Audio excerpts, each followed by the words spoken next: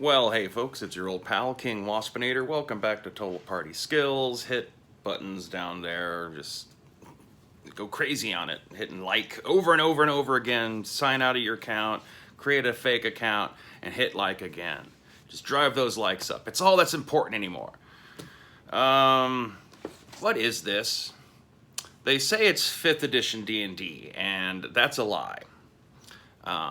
If this is attached to AD&D and 3rd edition Dungeons and Dragons, then why is it not also attached to the other versions of the D&D? Because this doesn't really have any real like lineage distinction that really attaches it to 2nd edition and 1st edition Advanced Dungeons and Dragons. They say it does. It borrows a lot from the setting, and certainly there are things in it that go along with the rules. It's in many ways it's a hybrid of a couple different things. In my opinion, it's really a 2nd edition of a complete total D&D reboot that is what they called 4th edition. But 4th edition and 5th edition are pretty like revamped and retooled from what 3rd edition was. 3rd edition and 3.5, I would say, are two different editions of a different version of D&D. I mean, just mechanically. I mean, let's go through it. Let's figure out like if this is, you know, an extension of the entire lineage of D&D, and we're going to count them all as editions of D&D to get this one up to 5th edition and not just, you know, 4th edition part 2. Let's see, there's like the very original like hand-printed copy of D&D that was basically just an extension from chainmail. We'll call that the real 1st edition. Then there was the more cleaned up box sets that came out in like what, the 70s, maybe early 80s. That they themselves had a lot of variations between them depending on their printing and who wrote which box set kind of a thing. But, you know, just for simplicity's sake, we'll call that 2nd edition. Then we got 1st edition AD&D. Then right around the same time, I'd have to like, you know, dig through and look at like, you know, the date of release for them. But around the same time, you had the Rules Cyclopedia and 2nd edition AD&D come out. The Rules Cyclopedia would count as its own edition, because despite the fact that it did compile a bunch of stuff from the basic through expert box sets, there's some very mild adjustments made to it to kind of clean it all up. And so I would count that as an edition in and of itself. And let's not forget that there was a 2nd version of 2nd edition. So that gets us up to 6, before we finally get up to 3rd edition from Wizards of the Coast, and then 3.5, which, despite being, you know, like derived heavily from 3rd, I don't know, calling your sub editions a 0.5 of something is or calling it revised edition like White Wolf did, you know, with their 3rd editions. I don't know why they want to hide the number, kind of a thing. Like, do they feel like people aren't going to want it if it's got too high of an edition number on it? But I'll count 3.5. So that what puts us up to 8. Then you got 4th edition, and now 5th edition. So what this is 10th edition Dungeons and Dragons, if you're going to count the whole lineage. But like I say, I really feel like functionally this is really just a revised version of 4th edition. And 4th edition was a complete and total reboot. There are things about 4th edition that I did like. Mostly just in terms of character and world presentation. I liked its generic Nintir Vale kind of D&D setting that it tried to have, and it's the thing that I wish still carried forward into this edition of D&D. But what this edition of D&D did keep from 4th edition was its mix of races, and with some minor adjustments, mostly the same, you know, race character class balance. You know, in terms of like, you know, it's AD&D in that you can mix and match your race and class. Basic D&D, you're kind of, you know, only humans could like, you know, have a full range of choices. But for the most part, if all the demi-humans, you know, were kind of like they were just what they were. A halfling was a halfling and had halfling skills and halfling abilities. A dwarf was a dwarf that had dwarf skills and dwarf abilities. But you couldn't quite like tailor the concepts to the same degree. as you could with AD&D. That's what made AD&D advanced. That and, you know, a bunch of, I don't know. Like, when you look through the rule cyclopedia, it's hard really to say which one had the most in-depth rules. Like, the Advanced and Advanced Dungeons and Dragons was somewhat branding because it came out around the time that first cycle of the phenomenon I describe often in my D&D videos, that, you know, D&D goes from being popular to being considered childish and unpopular, and then after a little gap of time, they'll put out a new version of D&D to rope in a new group of kids and get like the people who had kind of stopped playing D&D to like come back to it. And then after a while, it goes back to being viewed as childish and unpopular for a little gap. And they seem to try to like time the release of new editions to try to like shorten or close off that gap in between popularity bouts of the game.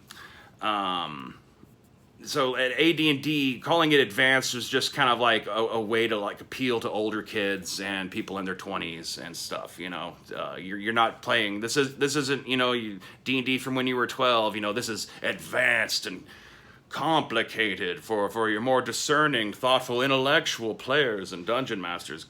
Kind of a pretense. None of it true. You know. So it keeps that from AD&D.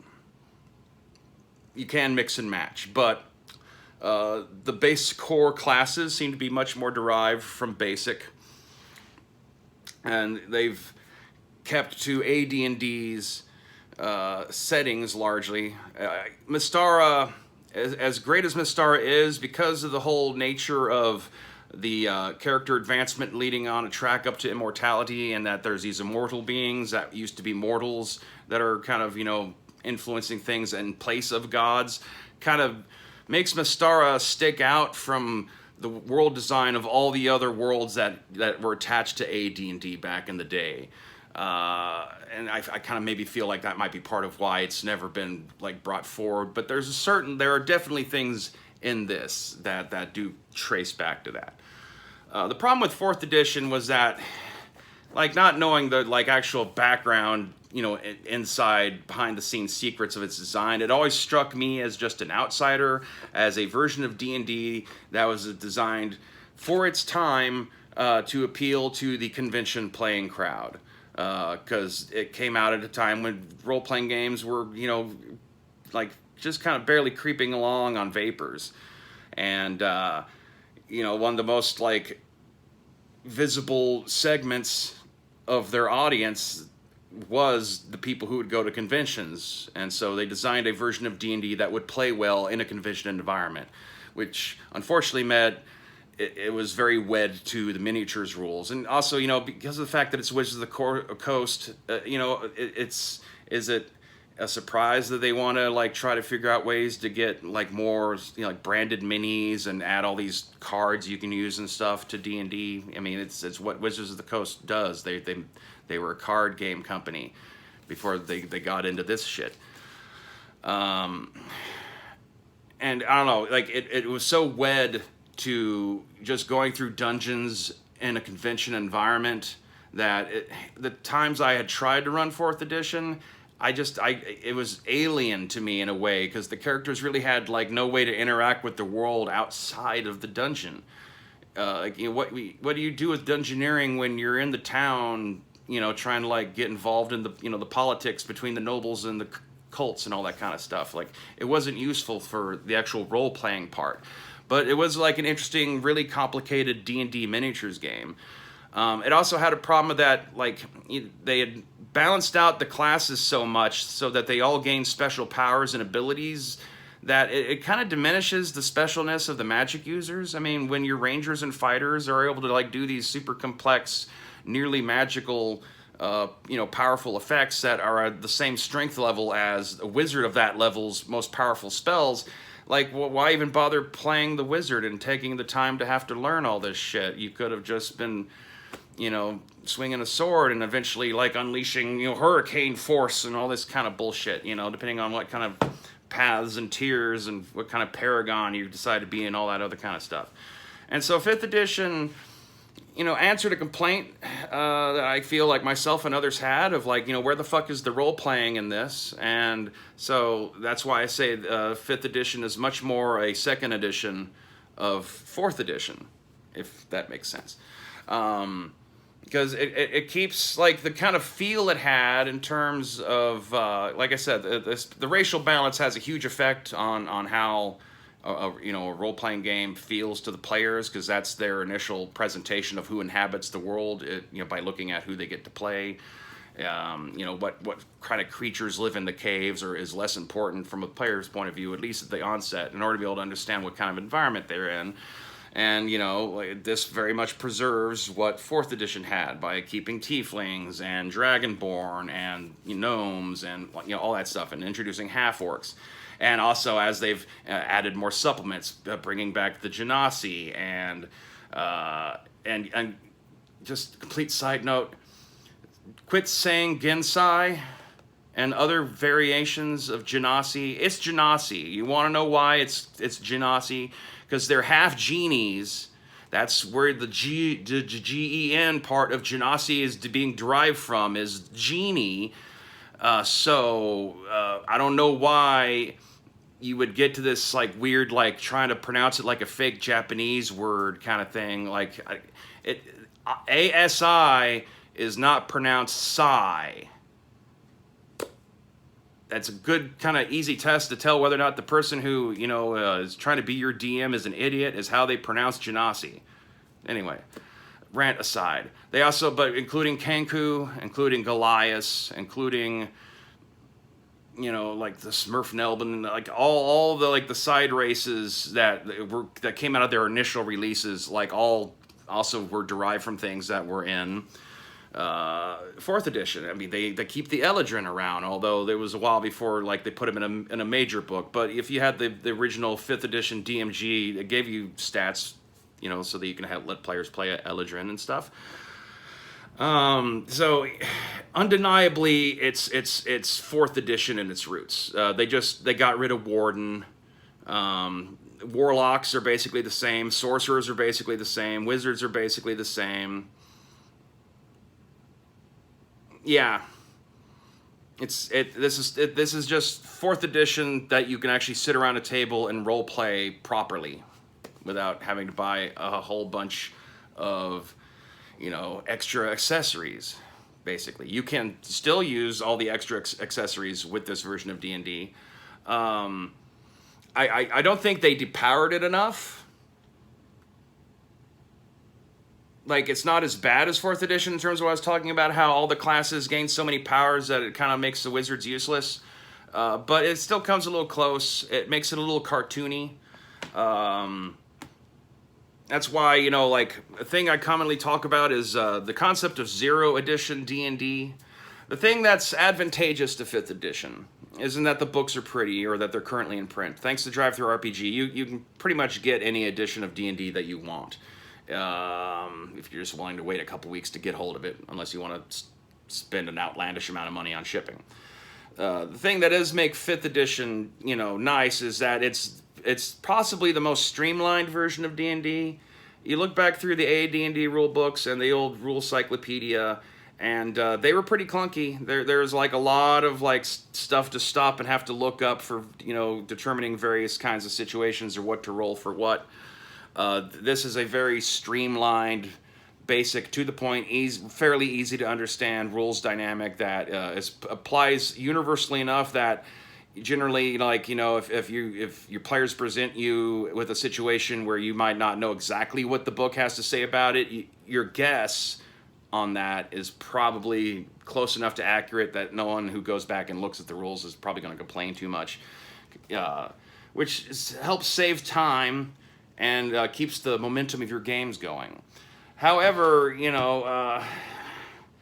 man, it's so cartoony.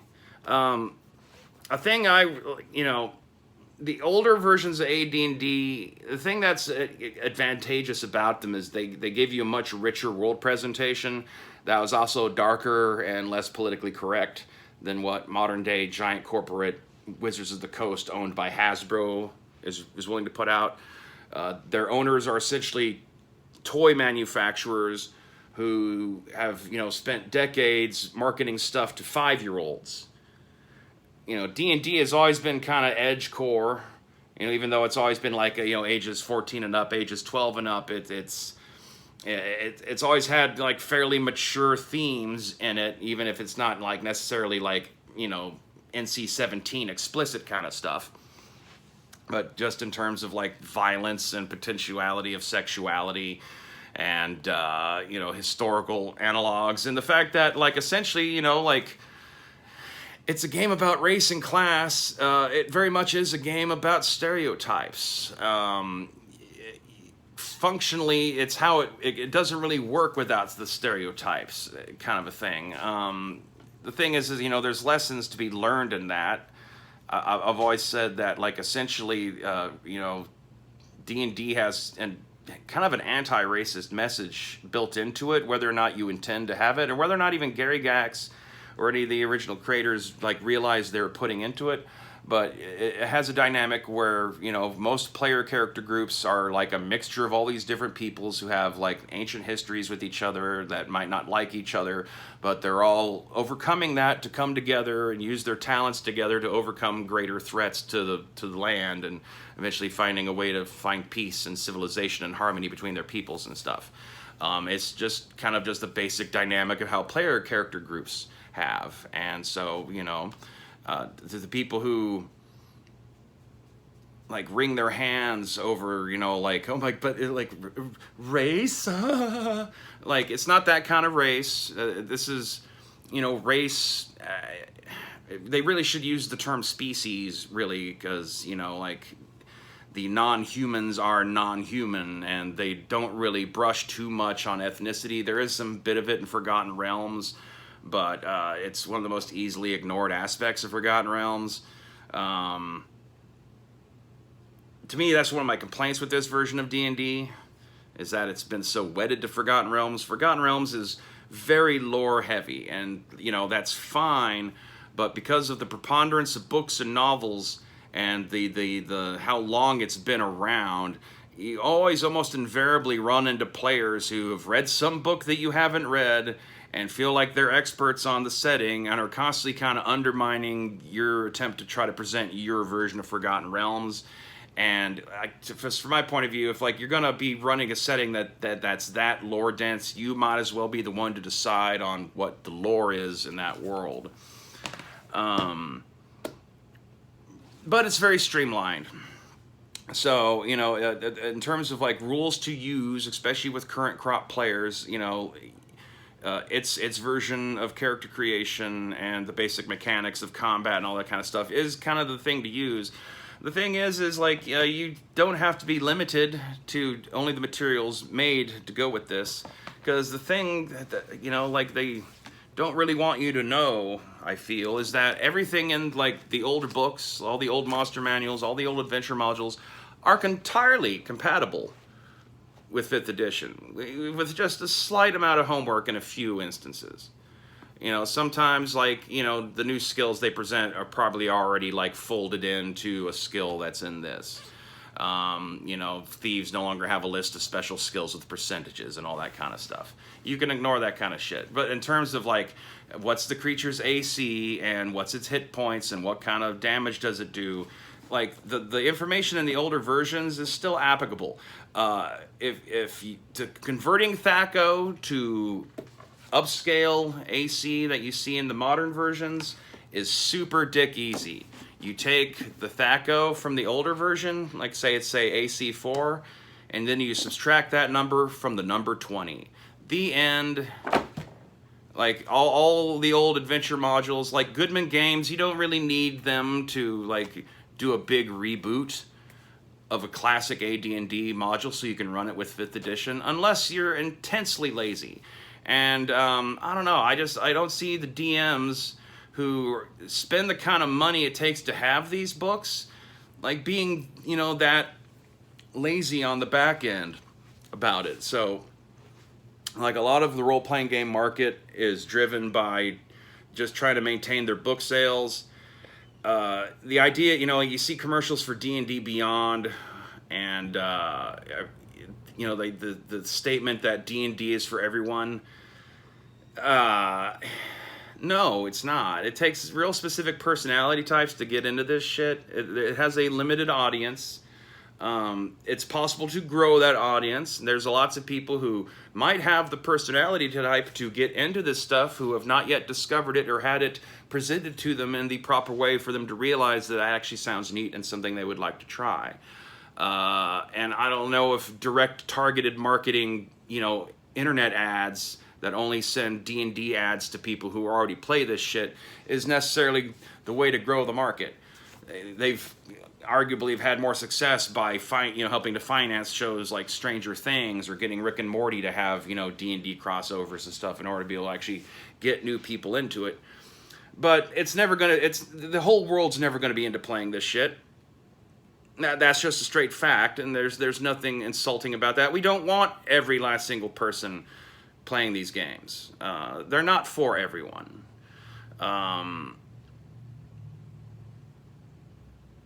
And so, like, you know, I don't know, like this scramble for mass market appeal, I feel is like making a more watered down, lamer experience. And so that's, you know, why I say like a 0 edition D&D is the way to go, where you incorporate stuff from all D&D. You know, preferably maybe making your own homebrew setting. I was kind of thinking about maybe just kind of like doing a video about some guidelines about, like, you know, just how to homebrew a 5th edition setting using old AD&D materials. The thing is I mean, with homebrew, like, there's just a couple of general guidelines that are always going to be helpful. You know, you want to, like, limit the characters' options. You don't want to give them the gamut of everything. You want to curate what races are available in your world, and maybe even curate what classes are. Like, not every game setting is appropriate for barbarians. Or maybe you want to, like, play around with, you know, exactly how magic feels in your setting, so maybe you don't want warlocks or sorcerers. Or maybe you want a thing where wizards are gone, but you still have sorcerers, or only warlocks are capable of doing magic. Are druids and clerics both appropriate to your society? How do they fit in? The D&D's version of druid is like so not what actual druids were. They were basically more like village politicians who, you know, like, held ceremonies, but like this weird nature magic fake Wiccan thing that they do in modern D&D. I'm not entirely sure of the lineage of where that comes from, if it's not itself a product of these games, and just bled into culture that way.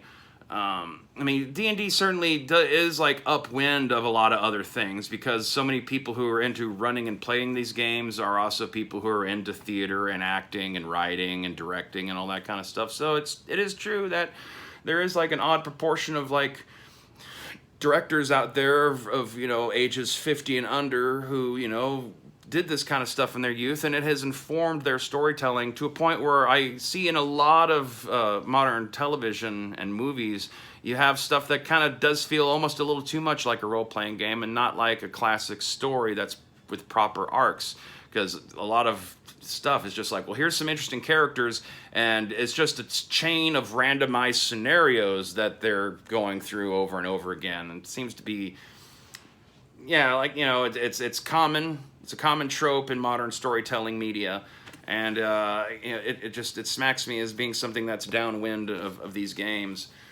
But you know, so you want to like limit their options,